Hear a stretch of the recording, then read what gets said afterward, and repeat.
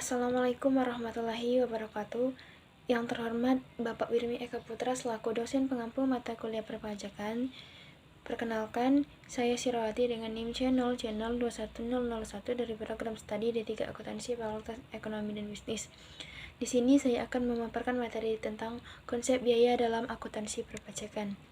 Materi pembahasan yang pertama, pengertian biaya dibayar di muka. Yang kedua, jenis-jenis dan contoh biaya dibayar di muka. Ketiga, asuransi biaya dibayar di muka. Keempat, pajak dibayar di muka. Kelima, sewa dibayar di muka. 1. Pengertian biaya dibayar di muka.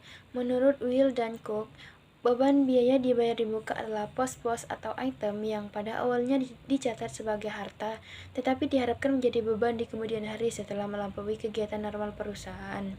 Beban dibayar di muka biasanya dikelompokkan ke dalam aset lancar.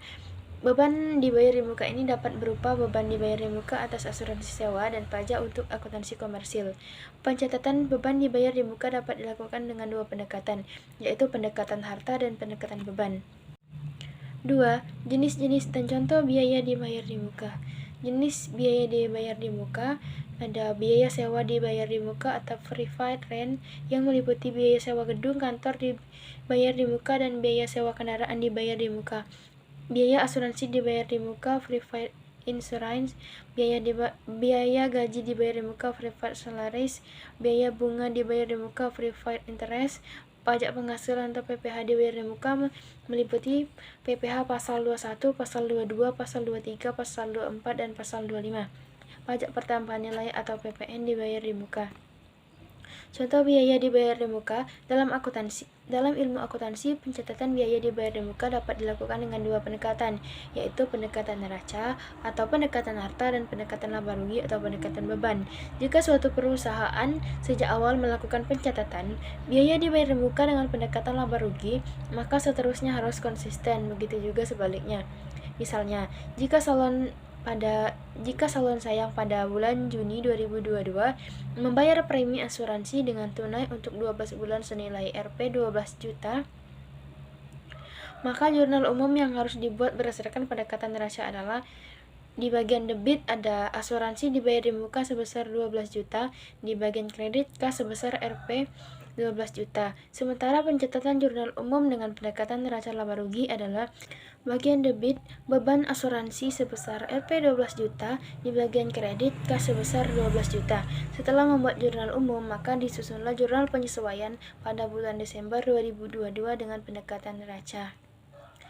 Berikut ini contoh pendekatan neracanya. Di bagian beban asuransi Rp 7 juta di bagian debitnya, sedangkan di bagian kredit asuransi dibayar di muka Rp 7 juta. Asuransi dibayar di muka salon sayang dari bulan Juni hingga Desember 2022 telah berkurang Rp 7 juta karena jasa asuransi telah dinikmati selama 7 bulan. Perhitungannya adalah 7/12 dikali 12 juta sama dengan 7 juta. Sementara itu, penyusunan jurnal penyesuaian biaya dibayar di muka dengan pendekatan laba rugi sebagai berikut. Di pendekatan laba rugi, di bagian debit asuransi dibayar di muka 5 juta, di bagian kredit beban asuransi 5 juta.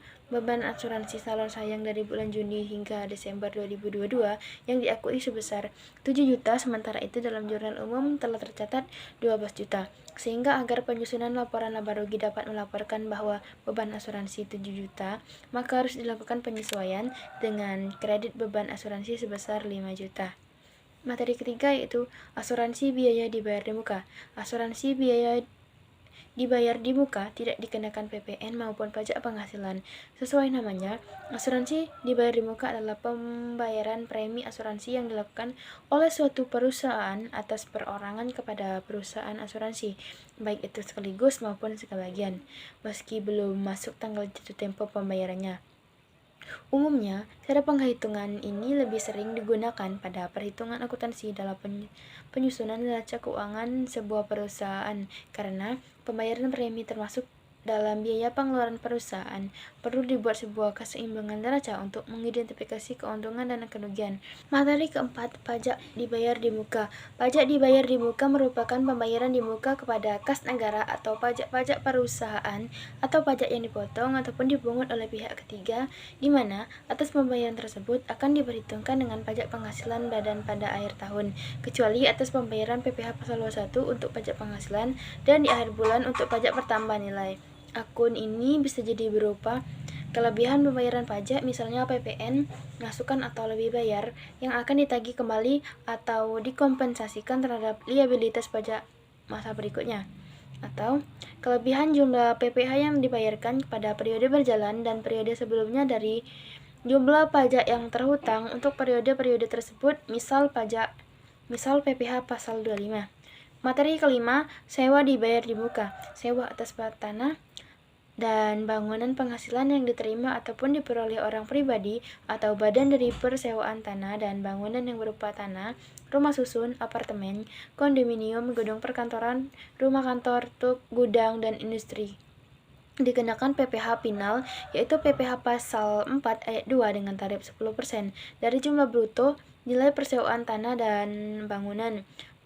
Persewaan tanah dan bangunan akan dipotong oleh penyewa pada saat pembayaran atau pembebanan biaya, dan pihak penyewa tersebut yang akan membayar atau menyetor PPh pasal 4 ayat 2 tersebut ke kas negara dengan menggunakan surat setoran pajak atau SSP paling lambat tanggal 10 Juni berikutnya dan melaporkannya ke kantor pelayanan pajak atau KKP dengan menggunakan surat pemberitahuan atau SPT masa PPh final pasal 4 ayat 2 paling lambat tanggal 20 bulan berikutnya. Baik, sekian yang dapat saya sampaikan. Terima kasih. Wassalamualaikum warahmatullahi wabarakatuh.